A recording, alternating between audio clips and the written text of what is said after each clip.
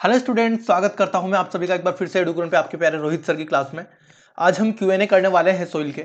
Generally actually क्या है ना, लास्ट वीडियो भी मैं रिकॉर्ड कर रहा था बट उसमें क्या हुआ, कुछ एरर आ गई और साउंड क्वालिटी थोड़ा सा ठीक नहीं हो पाया, तो फिर मुझे चेंज करना पड़ा।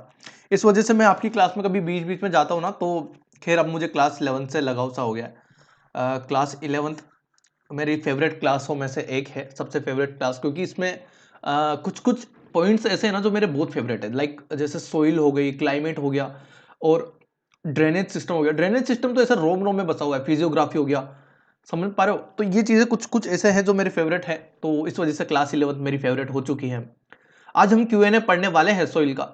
तो एक्चुअली क्या हुआ था ना, लास्ट वीडियो में मैंने आपको सोइल के बारे में सब कुछ बता दिया था, लेकिन क्या हुआ, वो कुछ करप्ट हो गया फाइल वगैरह, तो उसकी वजह से इशू आ गया।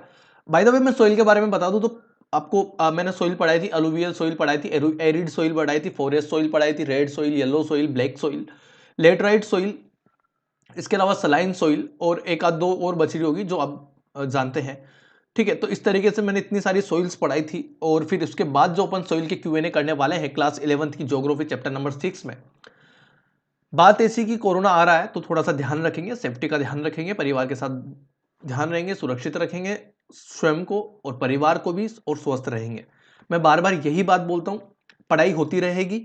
आप हो सकता है कि अभी थोड़े ज़्यादा भावुक हो रहे हो और स्कूल जा रहे हो, तो प्लीज़ मत जाइए स्कूल्स में। ऐसा ज़रूरी नहीं है, मैं ऐसा नहीं बोल रहा हूँ कि सारे स्टूडेंट्स के कोरोना है, मैं ऐसा बोल रहा हूँ हो सकता है किसी टीचर के हो सकता है वहाँ पर काम करने वाले किसी स्टाफ के हो। तो आप प्लीज़ अभी बच के रहिए, क्लास 11 में ही पढ़ते हैं, कोई बहुत बड़ी चीज़ की तैयारी नहीं कर रहे हैं, घर पर रह के भी पढ़ सकते हैं। इतना ज़्यादा, इतने सारे अभी आपके पास प्लेटफॉर्म उपलब्ध है। अब यहाँ से क्लास लेना चाहिए, यहाँ वाले प्लेटफॉर्म से, और किसी प्लेटफॉर्म पे भी जा सकते हैं, कोई इशू वाली बात नहीं है। क्लास 11 चैप्टर नंबर 6, जितने भी आपको पॉइंट्स चाहिए, जितने भी आपके पीडीएफ चाहिए, सब आपको टेलीग्राम चैनल पे उपलब्ध हो जाएंगे। डिस्क्रिप्शन में लिंक दिया हुआ है, एक प्रेस करना है, डायरेक्ट टेलीग्राम पे पहुंचोगे, वहां पर आपको सब कंटेंट फ्री ऑफ कॉस्ट, 1 रुपया भी आके लगे तो मुझे कमेंट करके बताना कि सर हमसे 1 रुपया भी लिया है, मैं आपके पैसे वो पे करूंगा, क्योंकि पैसा है ही नहीं। जनरली मैं बात बताऊं, मैंने साफ कह दिया था कि मेरे स्टूडेंट्स को मैं 1 रुपया देने नहीं दूंगा। For that, your phone needs a mobile or Wi-Fi connection first. Hey Siri, just shut up. Okay, so geography class 11 chapter number 6 के बारे में बात कर रहे हैं हम लोग। थोड़ा सा बालों पे मत जाना, आज मेरी जुल्फे थोड़ी ऐसी है, जुल्फिकार झुल्लो हो रखा हूँ। सो जुल्फिकार हो रखा हूँ मैं, बांग्लादेश के जो व्यक्ति हैं, थे मतलब, जो बाद में पाकिस्तान वगैरह का जो सीन हुआ, भारत ने बहुत मजा चकाया पाकिस्तान को, है ना। कश्मीर की मांग करते हैं, वो कभी होगा नहीं उनका। और उनकी पता है पाकिस्तान की जीडीपी कितनी है? 500 billion only. Only 500 billion dollar, US dollar. उनसे 10 टाइम्स ज़्यादा है अपनी इंडिया की जीडीपी। ओके, सो खैर बात अलग है, उतना तो अपना आईपीएल कमा के निकाल देता है जितना पाकिस्तान की जीडीपी है। ठीक है, तो अंबानी जी अकेले खरीद ले पूरे पाकिस्तान को, ये औकात है उनकी। बात करते हैं बड़ी बड़ी वो लोग। Welcome to the class. खैर पॉलिटिकल मैटर्स में अपन नहीं इंक्लूड होंगे, बट पाकिस्तान को कश्मीर कभी देंगे नहीं। मैं ऐसी लैंग्वेज यूज नहीं करना चाहता, लेकिन ऐसा खुद पूरा पाकिस्तान भी इंडिया के अंदर आ जाए ना सालों को, क्या बोलूं मैं, पाकिस्तान वालों को कुछ नहीं मिलेगा। ध्यान रखेंगे, पाकिस्तान चाहे तो ठीक हो सकता है, लेकिन वहां की गवर्नमेंट इतनी करप्ट है, इतनी ज्यादा करप्ट गवर्नमेंट है जितने किसी भी देश की शायद नहीं होगी। है मतलब और भी देशों की है, बट पाकिस्तान की भी बहुत ज्यादा करप्ट है। वो सोचता था कि पहले अफगानिस्तान को एक स्टेट बना के रखेगा, अबे अफगानिस्तान वाले ही वहीं पे जाके बम ब्लास्ट कर रहे हैं। साफ साफ तालिबानी बोल रहे हैं कि हम लोगों ने किया है, बम ब्लास्ट कर लो जो करना है। ठीक है, तो पाकिस्तान ने आतंकवादी पैदा किए हैं और आज वही आतंकवादी पाकिस्तान में ही आतंकवाद कर रहे हैं। जितने टेररिस्ट पाकिस्तान ने बनाए, आज वही टेररिस्ट पाकिस्तान में ही अटैक कर रहे हैं। भारत में अब किसी की हिम्मत नहीं है सर। भारत वालों का अब जो है, पिछले कुछ सालों में, तकरीबन 15 या 20 सालों में, जो इंडिया ने डेवलप किया है, बहुत ज़्यादा डेवलप किया है। अब कोई अटैक वगैरह का सोच भी नहीं सकता। हाँ, वो एक बार हुआ, जो 26 नवंबर वाला है, 26/11 वाला, वो हुआ था, बट अब दोबारा कभी नहीं होगा वैसा। Welcome to the class. Rohit sir आप सभी का क्लास में हार्दिक स्वागत करते हैं। क्लास 11th के बारे में बात कर रहे हैं। पहला क्वेश्चन बनता है आपकी स्क्रीन के सामने, ये रहा। What is soil? सोइल क्या है? 30 वर्ड में आंसर देना है, फटाफट से आंसर दीजिए। देखो यहां से देख के कुछ नहीं करोगे, मैं आपको एक बात समझा देता हूं।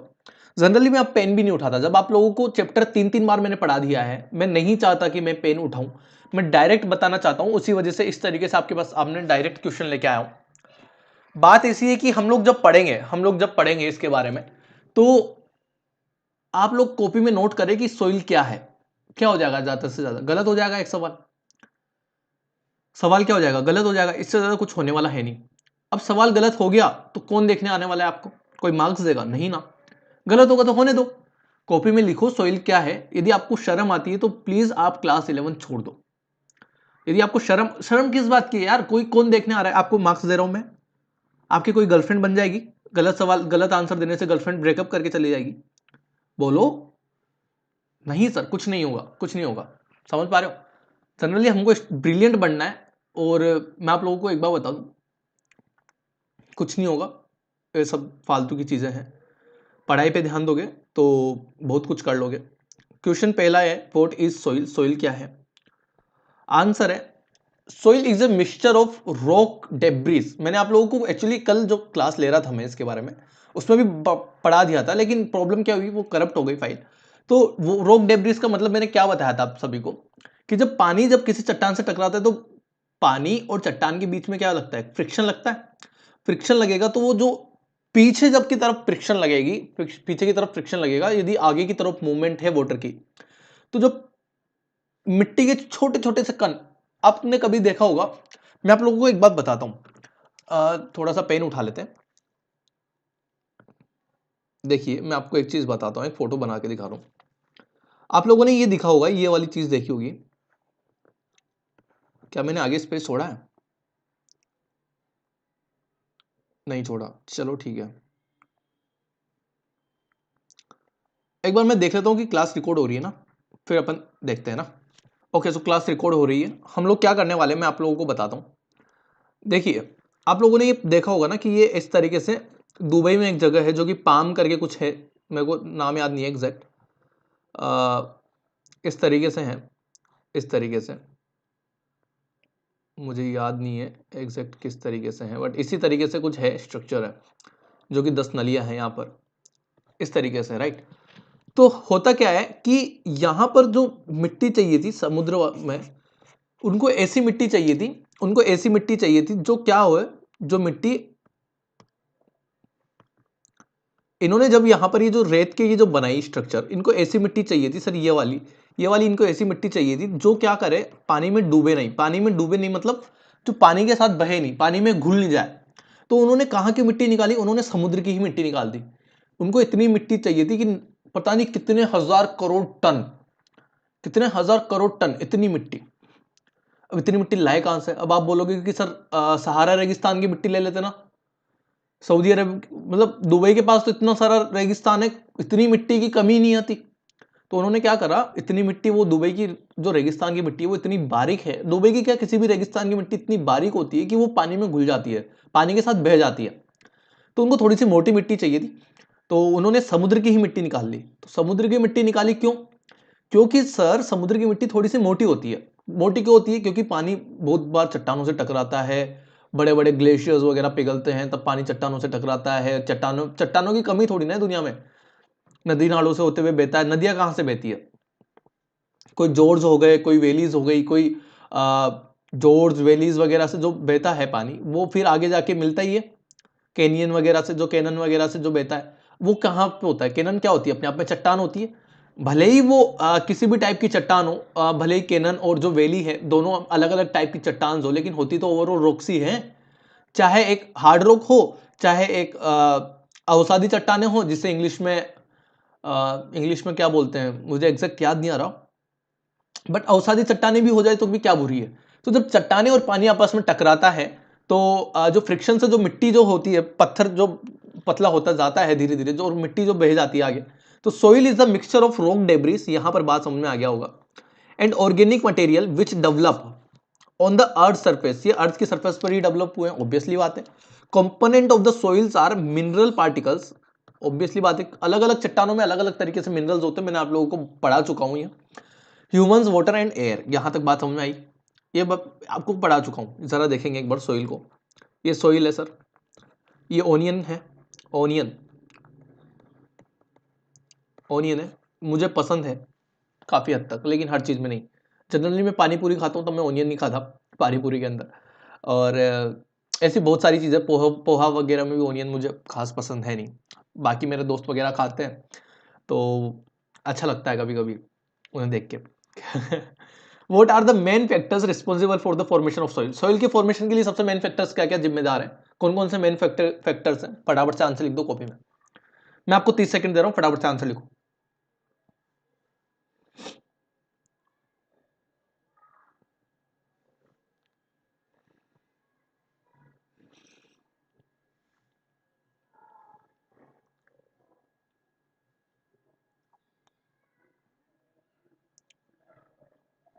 ठीक है, कौन कौन सा मेजर फैक्टर है फटाफट से बता देंगे। रिलीफ बता दूंगा, क्लाइमेट अपने आप में एक मेजर फैक्टर है, वेजिटेशन, टाइम और पेरेंट मटेरियल। बात समझ में आ गई? चलिए, ये आपको मैंने पढ़ा दिया था, दो दो तीन तीन बार पढ़ाया। प्रोसेस, सोइल फॉर्मेशन का प्रोसेस देखेंगे। पेरेंट मटेरियल, आप इसका स्क्रीनशॉट ले लेंगे डायरेक्ट। पेरेंट मटेरियल, क्लाइमेट, नहीं तो आपको इसको पीडीएफ चाहिए, पीडीएफ भी मिल जाएगा। देखो देखो, ऐसा पीडीएफ दे रहा हूं जहां पे मेरा कहीं भी, बाकी टीचर्स आपको ऐसे लिखेंगे, ऐसे देखने को मिलेंगे, यहाँ पर रोहित लिखा रहेगा बड़े बड़े अक्षरों में। ठीक है, इस तरीके से। मैं इस तरीके से कोई माथाफोड़ी नहीं करता हूँ। कोई कंटेंट चुराएगा चुरा लेगा, उसको मेहनत नहीं करनी तो चुराएगा ही सही। तो पेरेंट मटेरियल लिखेंगे, क्लाइमेट लिखेंगे, टोपोग्राफी लिखेंगे। टोपोग्राफी में क्या होता है कि जनरली टोपोग्राफी के बारे में मैंने आप लोगों को बता दिया है कि कोई भी पर्टिकुलर पैलेस को आप किसी मैप में उतारते हो डिटेल्स में, वो कहलाती है टोपोग्राफी। उसके अलावा ऑर्गेनिजम्स और उसके अलावा टाइम, इंपॉर्टेंट फैक्टर टाइम। फिर इन सब का प्रोसेस होकर क्या बनती है sir? Soil properties. That are all are factors है जो सोइल फॉर्मेशन के लिए रिस्पॉन्सिबल है। चलिए आगे बढ़ते हैं। Mention the 3 horizons of the soil profile. अरे सर, हॉरिजॉन ए, हॉरिजॉन बी, हॉरिजॉन सी पढ़ाया था मैंने आपको, और हॉरिजॉन बी, हॉरिजॉन ए और हॉरिजॉन सी के बीच में था। मतलब मैं ऐसे बात करूं, यदि बी है तो ए और सी के बीच में था। ये बात मैंने आप लोगों को पढ़ाई थी। फटाफट से आंसर लिख दो इसका। देखिए फोटो में मैंने आप लोगों को दिखा भी रखा है।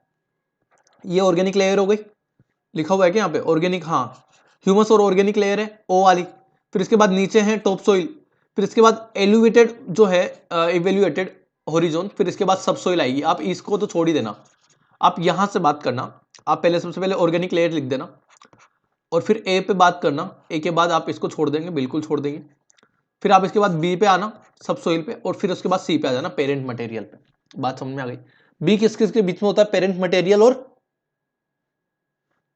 चलो आगे बढ़ो, फटाफट से आंसर लिखो, लिखो लिखो लिखो।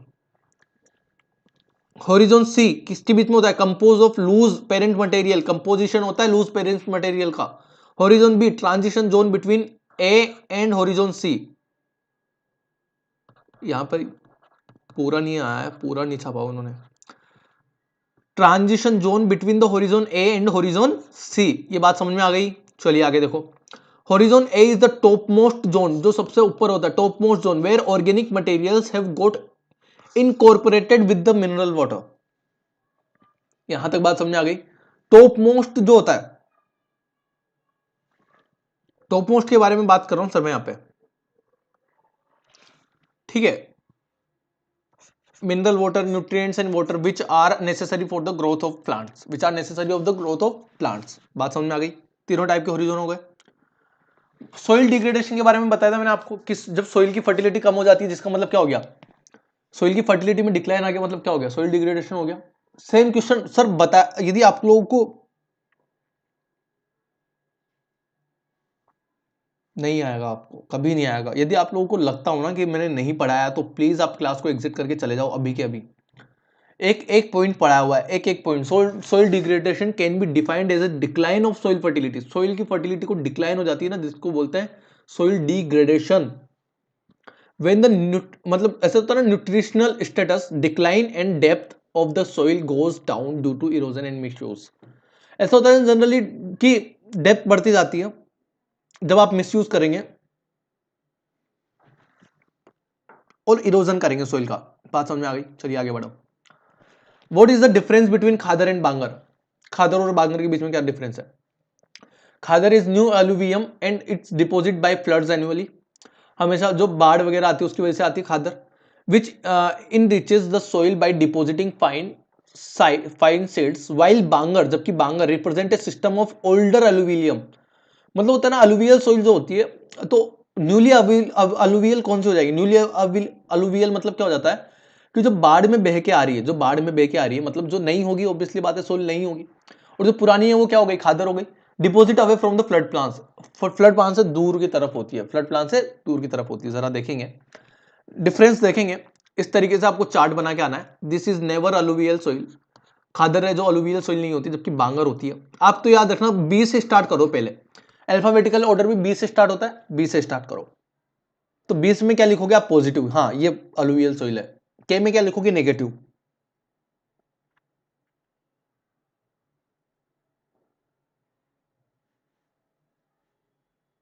Okay, so this river is found far away from, वही मैं सोचू क्या गलत हो गया। खादर में तो क्या हो गया? खादर में तो क्या होगा? रिवर बेसिन के पास में मिलेगी। अरे यार नहीं आया समझने में। खादर में क्या लिखोगे आप? खादर में क्या लिखोगे कि ये सर न्यू है। खादर में क्या लिखोगे? न्यू है। बांगर मतलब पुरानी। बी बी कौन? एक बार बताओ, जो सबसे बाद में आएगा वो सबसे नया होगा। अभी जैसे मान लो जो सबसे पहले आएगा वो क्या होगा? सबसे पुराना होगा। आपके पापा पहले आए थे या फिर आपके दादाजी? ऑब्वियसली बात है दादाजी, दादाजी क्या हो गए? पुराने हो गए। वैसे ही बी पहले आया या के? बी पहले आया तो बी क्या हो गया? पुराना। बांगर पुराना, खादर नया। बांगर पुराना, खादर नया। इसके बाद लिखूंगा this soil is far away. जो बांगर होता है, अब दादाजी को क्या करोगे आप? दूर करोगे। ये देखो किसी की भी भावनाओं को आहत नहीं करता है, मैं फिर से बता दूं।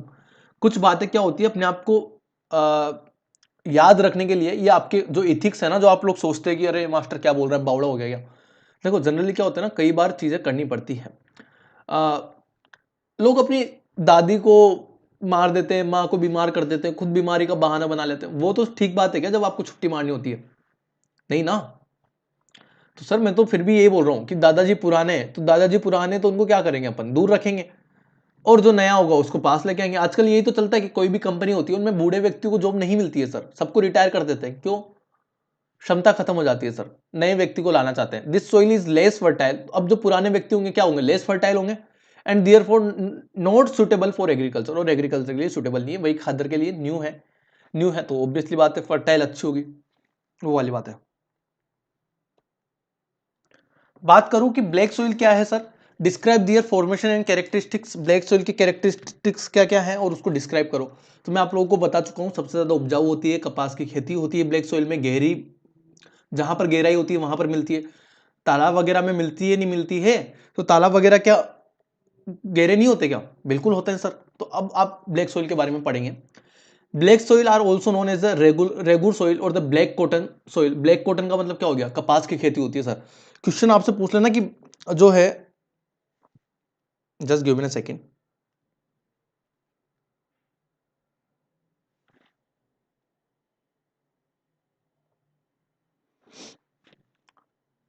ब्लैक कॉटन सोइल, जनरली आपसे क्वेश्चन पूछ लेना कपास की खेती सबसे ज्यादा कहां पर होती है, तो आप बोलोगे काली मिट्टी के लिए। मतलब क्वेश्चन पूछता है, एसएससी में क्वेश्चन आया हुआ है, मतलब हो सकता है कि अब आ जाए, लेकिन जनरली क्वेश्चन पूछते हैं कि कपास की खेती के लिए सर्वाधिक उपयुक्त मिट्टी कौन सी है। Which of the following soil are highly recommended for cotton soil. Cotton फसल को क्या बोलोगे, जो भी है, कॉटन की जो अपन खेती करेंगे उसके लिए सबसे ज्यादा कौन सी इंपॉर्टेंट है? Black soil. बात समझ में आ गई? तो रेगुलर सोइल इस तरीके से बोलते हैं, it covers most of the Deccan plateau which includes part of Maharashtra, Madhya Pradesh, Gujarat, Andhra Pradesh and some parts of Tamil Nadu. कहां कहां पर मिलेगी सर आपको? एमपी में मिलेगी, महाराष्ट्र मिलेगी, Gujarat, Andhra Pradesh and Tamil Nadu. The black soil is formed by the weathering of igneous rock. Igneous यानी आग्नेय चट्टाने, जो कि इस अर्थ की सबसे पुरानी rocks, the oldest rocks of the earth is igneous rocks and cooling of lava after a volcanic eruptions. Cooling of lava after a volcanic eruption. चलिए आगे देखते हैं। कैरेक्टरिस्टिक्स क्या क्या है? Black soils are generally clay, यानी जो चिकनी होती है। Okay, where is highlighter? आज क्ले डीप मैंने आप लोगों को बता दिया है, and impermeable, they swell and become sticky when wet and shrink when dried. और मतलब जब गीली होती है तब तो ये क्या होती है, स्टिकी होती है, और स्वेल होती है, स्वेल यानी जो मतलब गीली होती है एक तरीके से, और जब सूख जाती है तब क्या होती है, चिपक जाती है अपने आप में। ऐसे आप इसको ना ऐसे चिपका के सुखा सकते हैं सर। ड्राई होने के बाद क्या हो जाती है, श्रिंक हो जाती है। बात समझ में आई। The black soils are rich in lime, इनके अंदर लाइम ज्यादा होता है, iron, magnesia and aluminium. They also contain potash, potash की मात्रा बहुत ज्यादा होती है। The colour of the soil ranges from deep black to grey, deep black to grey. Colour of range कहां से कहां मिलेगा, बहुत काली भी होती है और थोड़ी सी ग्रे भी होती है। बात समझ में आई। चलिए नेक्स्ट क्वेश्चन आता है, what is soil conservation. Soil conservation क्या होता है, suggest some measure to conserve soil. Soil को कंजर्व करने के लिए क्या क्या करना चाहिए। Soil conservation is a methodology to maintain soil fertility. Obviously बात है, इसके लिए हमें क्या करना चाहिए, जंगलों को नहीं काटेंगे। यार ये सारी बातें मैंने आप लोगों को 5-5, 10-10 बार बताई हुई है, मैंने खुद के एग्जांपल दिए हुए हैं मैंने आपको, कि सर मैं क्या करूंगा, पौधे लगाऊंगा, जंगल नहीं काटूंगा। जंगल काटने से क्या होता है, इरोजन होता है, सोइल की फर्टिलिटी में कमी आती है। हमें और क्या करना चाहिए, एक ही जगह पर 3-3, 4-4, 5-5 तरीके की फसलें उगानी चाहिए, ताकि उससे, और इसके अलावा क्या करना चाहिए, हमें जैविक खाद का यूज करना चाहिए। जनरली जो केमिकल वाली खाद आती है उसका यूज नहीं करना चाहिए। मैंने आपको सब्सिडी वाला एग्जाम्पल देके भी बताया था ये वाली बात, कि soil conservation is a methodology to maintain soil fertility. Soil fertility को मेंटेन करने के लिए मेथडोलॉजी है। Prevent soil erosion and exhaustion and improve the degraded condition of the soil. Degraded condition मतलब सोइल की फर्टिलिटी को इंप्रूव करूंगा। Degraded condition मतलब क्या होता है, कि जब कोई सोइल की फर्टिलिटी में कमी आ जाती है, दैट कॉज डिग्रेडेशन। बट मैं क्या बोल रहा हूं, डिग्रेडेशन कंडीशन को इंप्रूव कर रहा हूं, मतलब सोइल की फर्टिलिटी को, जो कमी आई है उसको मैं अच्छी कर रहा हूं, कि सोइल की फर्टिलिटी में कमी जो है वो खत्म हो जाए। बात समझ में आई है। चलिए आगे बढ़ते हैं। बालों का मत देखो यार, बाल वाल मत देखो, ठीक है। So some measures to conserve soils are, कौन कौन से मेजर्स जो सोइल को कंजर्वेशन करने के लिए जरूरी है। एफोरेस्टेशन करेंगे, should be encouraged. Over grazing and shifting cultivation, shifting cultivation के बारे में मैं बता चुका हूं, just give me a second. Should be regulated and controlled by educating, मतलब क्या करेंगे, हम किसानों को पढ़ा सकते हैं कि सर आप जहां पर एक तरीके की खेती करते हो वहां पर आप एक से ज्यादा तरीके की खेती कर सकते हो, तो उससे किसानों को भी फायदा, और जो मिट्टी की उर्वरता में जो कमी आएगी, उर्वरता में जो वृद्धि होगी, मतलब जो फर्टिलिटी क्या होगी, मेंटेन रहेगी। किसी मिट्टी की फर्टिलिटी कम हो चुकी है तो हम उस मिट्टी की फर्टिलिटी बढ़ा तो नहीं सकते, लेकिन उस मिट्टी की फर्टिलिटी को हम लोग मेंटेन रख सकते हैं।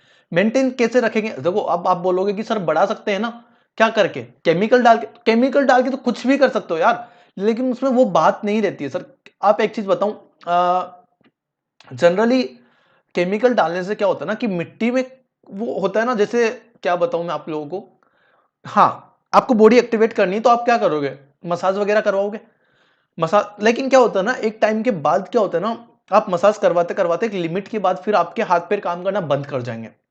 वैसे ही कुछ मिट्टी के साथ होता है, एक लिमिट तक आप काम करोगे तो अच्छा लगता है सर, और लिमिट के बाद चले जाओगे तो फिर वो सही नहीं रहेगा। यहां तक बात समझ में आ रही है। तो वैसे ही कुछ होता है कि afforestation should be encourage, afforestation को इनकरेज करना चाहिए।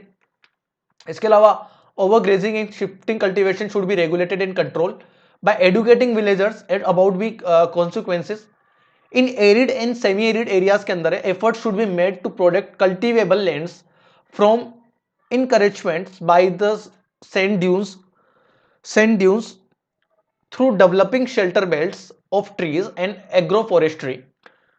Counter terracing should be done in slopy areas to reduce surface flow, in slopy areas to surface flow। चलिए आगे पॉइंट के बारे में बात करते हैं। Land not suitable for cultivation should be convert into pastures for grazing. मतलब ऐसा होता है ना, जो कल्टीवेशन करने के लिए जो है नहीं, उसमें कुछ ऐसी चीजें उगाओ, या फिर देखो जहां पर जरूर कल्टीवेशन का मतलब ये नहीं होता कि वहां पर कुछ भी नहीं उगेगा।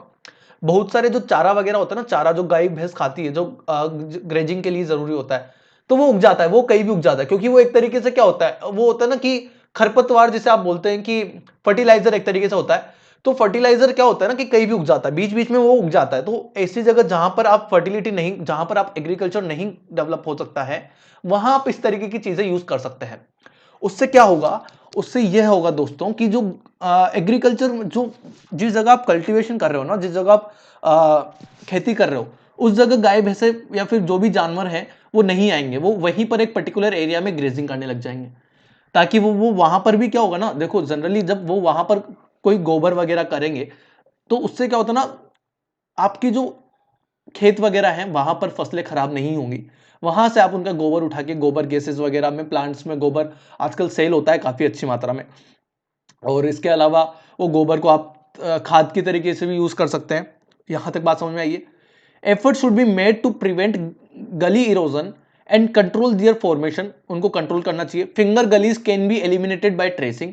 टेरेसिंग मतलब ऐसा होता है ना कि टेरेसिंग करके आप जो छोटी छोटी गलियां बनी हुई हैं आप उनको खत्म कर सकते हैं सर, उनको भर के खत्म कर सकते हैं क्या, क्योंकि कोई भी जो छोटी चीज होती है, जैसे सपोज करो ये एक छोटी चीज है, इसमें मैं बार बार पानी डालूंगा तो ये बड़ी होती जाएगी, तो जनरली जब बीच में जो गैप है ये गैप बड़ा होता जाएगा, तो जो छोटी है अभी फिंगर गलीज है, जो मतलब छोटी छोटी सी गलियां हैं, वो जैसे छोटी सी गली है, राइट। अब जैसे पेन है, ये एक छोटी सी गली है, आप इस पेन के बीच में आप एक ऐसे काटते जाओ और फिर उसको फैलाते जाओ, फैलाते जाओ, फैलाने के बाद क्या होगा, एक बात लिमिट से बहुत ज्यादा हो जाएगा, धीरे धीरे बढ़ता जाएगा।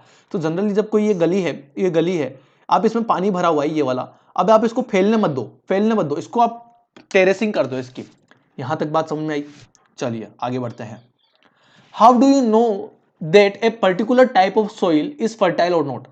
आप किस तरीके से पता करेंगे कि कोई भी सॉइल है, पर्टिकुलर टाइप की सॉइल जो फर्टाइल है या नहीं है। Differentiate between naturally determined fertility and culture determined fertility, मतलब किस तरीके से आपको पता चलेगा कि ये नेचुरल फर्टिलिटी और नहीं है, जरा देखेंगे। Soil fertility, carbon equal and, ये एक बार आप डायग्राम देखेंगे, इसके बाद थ्योरी पे आएंगे। We can know about the fertility of a particular type of a soil by having the test of soil sample to check fertility. इस तरीके का क्वेश्चन आपके एग्जाम में नहीं आने वाला है, लेकिन हम लोग एक तरीके से बेसिक नॉलेज के लिए, to check fertility of the soil we need to know their about their inherent characteristics. Inherent मतलब होता है उनके आंतरिक, एंड एक्सटर्नल फीचर्स, और उनके बाह्य features such as texture, colour, slope, land of moisture content. The fertility which is present in a particular type of soil naturally, it is called naturally determined fertility। Obviously बात है, जो naturally है वो naturally fertility, और जो natural नहीं है वो unnatural fertility. Some soils have phosphorus, potassium, calcium, humus content, nitrogen naturally, but some soils are made fertile by adding fertilizers and manures. It is called culturally induced fertility. They are deficient in minerals and humus content। ठीक है दोस्तों, सो यहीं पर आपका ये chapter खत्म होता है, ये आप एक बार देख लेंगे, फिर से मैं आपको एक बार रिवाइज करवा देता हूं। सोइल, पहला क्वेश्चन आपको क्या बोलता है, जरा देखेंगे क्या होता है क्या नहीं होता है, देख लेंगे एक बार। सो पहला क्वेश्चन है व्हाट इज सोइल। सोइल के बारे में मैंने आप लोगों को बता दिया कि रॉक डिब्रिस का जो मिक्सचर है एंड ऑर्गेनिक मटेरियल का, और कितना टाइम लगता है सर, ये टाइम इनके लिए क्या क्या जरूरी है, टाइम इनके लिए जरूरी है, वो सब चलो आगे पढ़ लेंगे। नेक्स्ट क्वेश्चन बना हमारे पास, नेक्स्ट क्वेश्चन क्या बना है sir, so what is the main factors formation of soil के लिए क्या क्या फैक्टर्स इंपॉर्टेंट है, मैंने आप लोगों को 5 फैक्टर बताए, जरा देखेंगे। Parent material, climate, topography, organisms और time. Time is an important factor, parent material भी इंपॉर्टेंट फैक्टर है, क्लाइमेट भी इंपॉर्टेंट फैक्टर है। अलग अलग एरिया में अलग अलग तरीके की सॉइल होती है, सारी चीज आप लोगों को पता होना चाहिए। इसके बाद आएगा कि हॉरिजॉन्स, 3 टाइप के हॉरिजॉन्स होते हैं, हॉरिजॉन ए, हॉरिजॉन बी, हॉरिजॉन सी। हॉरिजॉन ए होते हैं जो टॉप मोस्ट जो एरिया होता है, जो टॉप मोस्ट जो होता है हॉरिजॉन, वो होता है हॉरिजॉन ए, टॉप मोस्ट जोन होता है। हॉरिजॉन बी जो होता है वो ए और सी के बीच में होता है, और जो हॉरिजॉन सी होता है वो पेरेंट मटेरियल होता है एक तरीके से। यहां पर बात समझ में आ गई। चलिए नेक्स्ट क्वेश्चन आता है, सोइल डिग्रेडेशन मतलब क्या होता है, कि सोइल की फर्टिलिटी में डिक्लाइन होने का मतलब हो गया वो सोइल डिग्रेडेशन होने लग गया। चलिए आगे बढ़ते हैं। What is difference between khadar and bangar. Khadar का बी पहले आता है तो बी क्या हो गया, बुड्ढा हो गया, बी बुड्ढा हो गया, बी बांगर है मतलब ओल्ड अलुवियल सोइल वाला हो गया। खादर मतलब न्यू हो गया तो न्यू अलुवियल। इसमें क्या होता है सर, इसमें एनर्जी, इसको हम क्या होती है, ज्यादा फर्टाइल होता है। खादर वाली जो मिट्टी होती है ज्यादा फर्टाइल होती है, बांगर वाली क्या होती है, कम फर्टाइल होती है। यहां तक बात समझ में आ गई। किस तरीके से बताया था मैंने आपको, बांगर वाली मिट्टी को मैं दूर रखूंगा, खादर वाली को पास में बुलाऊंगा। यहां तक बात समझ में आ गई। What is black soil. Black soil कहां पर गहराई होती है, कपास मिट्टी, एक तरीके से रेगर सोइल या फिर इसको क्या बोला जाता है सर, इसको बोलते हैं ब्लैक कॉटन सोइल। यहां तक बात समझ में आ गई। इसके फॉर्मेशंस एंड कैरेक्टरिस्टिक्स क्या क्या है वो मैंने आपको बता दिए, एक बार देख लेना फिर से। पूरा ढक्कन प्लेटो कवर करते हैं और ये क्ले होती है और फिर सूखने के बाद श्रिंक हो जाती है, स्टार्टिंग में वेट और गीली होती है तब स्टिकी होती है, इस तरीके से सारी चीज़ें हैं। पोटाश ज़्यादा होता है। सोइल कंजर्वेशन के लिए डिफोरेस्टेशन करना चाहिए, उसके अलावा किसानों को पढ़ाना चाहिए। एक जगह पर पर्टिकुलर कल्टीवेशन जो मिट्टी उपजाऊ नहीं है वहाँ पर हम लोग ग्रेजिंग के लिए उस मिट्टी को बना सकते हैं। इस तरीके की सारी चीज़ें मैंने आप लोगों को बताई है। तो ये सारे फैक्टर्स आप लोग पढ़ लेंगे। तब तक के लिए प्लीज़ ऐसा ही प्यार, ऐसा ही सपोर्ट बनाते रहिए। तब तक के लिए ध्यान रखें, अपने परिवार का ध्यान रखें, स्वस्थ रहें, सुरक्षित रहें। जय हिंद, जय भारत।